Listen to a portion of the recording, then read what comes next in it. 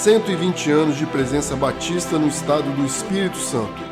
Um tempo de lembrar dos homens e mulheres pioneiros dessa linda história de fé e serviço.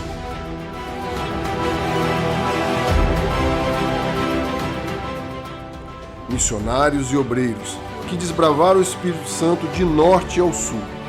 Verdadeiros heróis da fé que dedicaram suas vidas pela evangelização do nosso estado e que deixaram marcas profundas em nossa sociedade.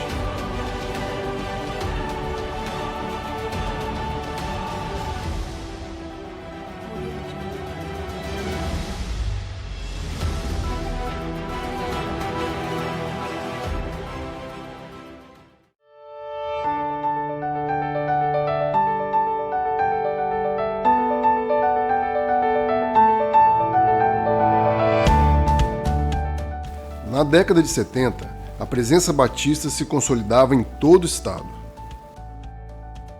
No interior, o trabalho de missionárias como Geni Svensson abria novas oportunidades de evangelização. Nós tínhamos em Geni uma verdadeira missionária itinerante. Ela chegava numa igreja, terça-feira de uma semana. Ela marcava, era tudo agendado. Terça, quarta, quinta e sexta, ela fazia estudo de um livro. E naquela semana, ela fazia as famosas escolas populares batistas, que hoje são chamadas EBFs. Quase não existe mais. E Genia, então, ela trabalhava de igreja em igreja. Era muito interessante o trabalho dela.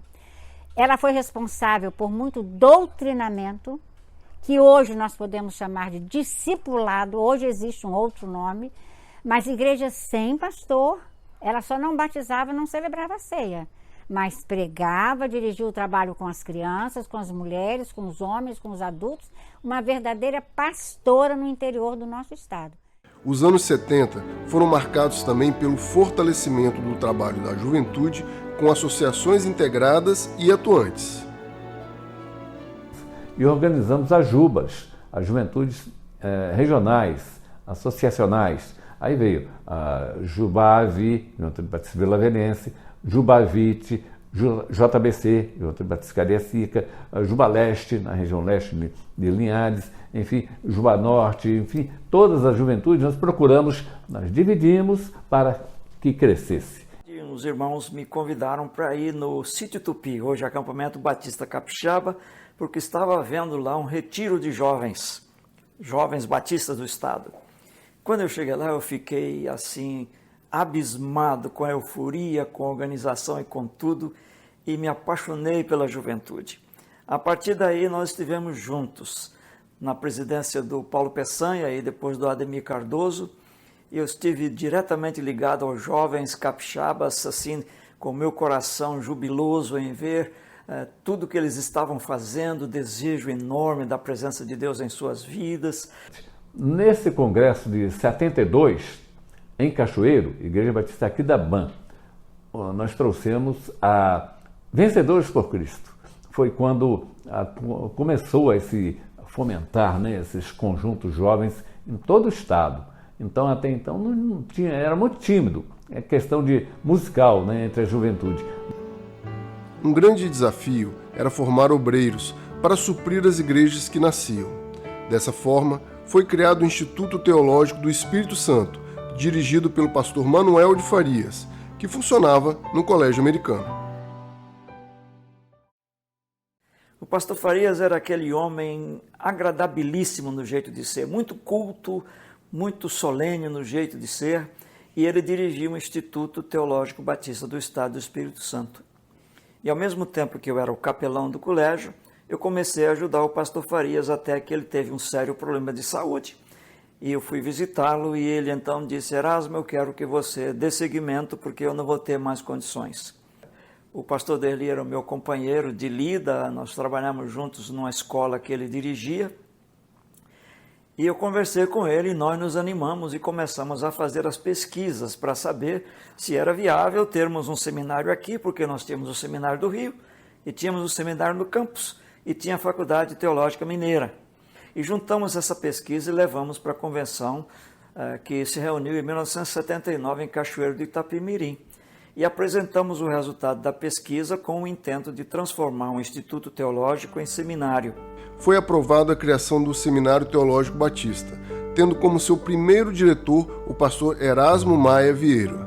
O seminário passou a capacitar vocacionados batistas e de outras denominações.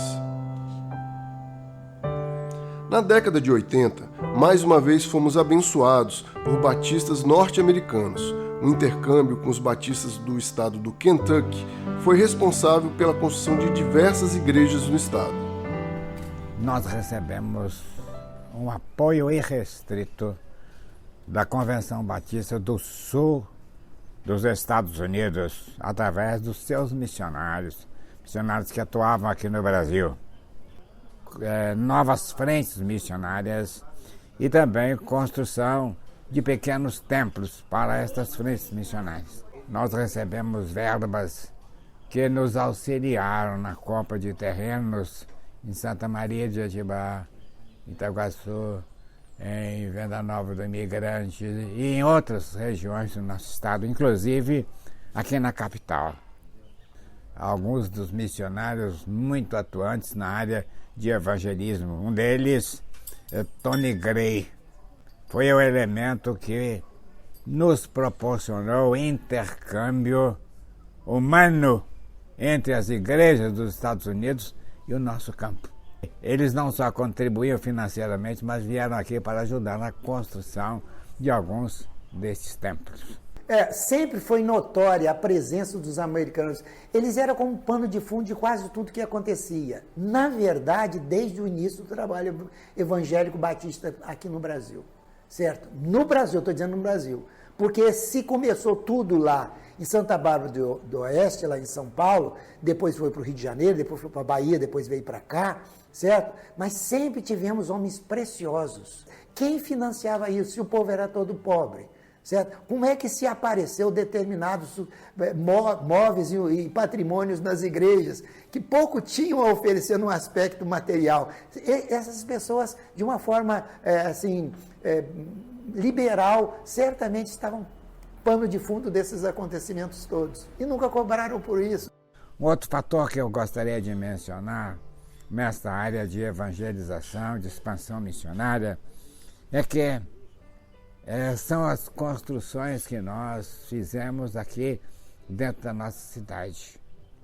Por exemplo, Igreja Batista da Praia do Canto, Jardim Camburi, também terreno comprado pela Convenção, igreja implantada, todas elas dentro deste período que eu estou mencionando. Em 1984, o pastor Derli Baiense Moreira assume a direção do Colégio Americano. Anos depois, é criada a Faculdade Batista de Vitória, a FABAV, um período de crescimento e prosperidade da educação batista no estado. Quanta gente nós pudemos evangelizar por causa do colégio, viu? Professores, alunos todos, viu?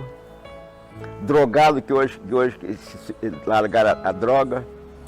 As igrejas tendo um colégio também para trabalhar na educação, que podem evangelizar muitos alunos do colégio, os empregados, os professores, que eu tive o privilégio de ver muitos convertidos, muito, foi uma bênção, viu? De maneira que eu acho que compensou o colégio, até por isso compensou o colégio, para expandir a pregação do evangelho.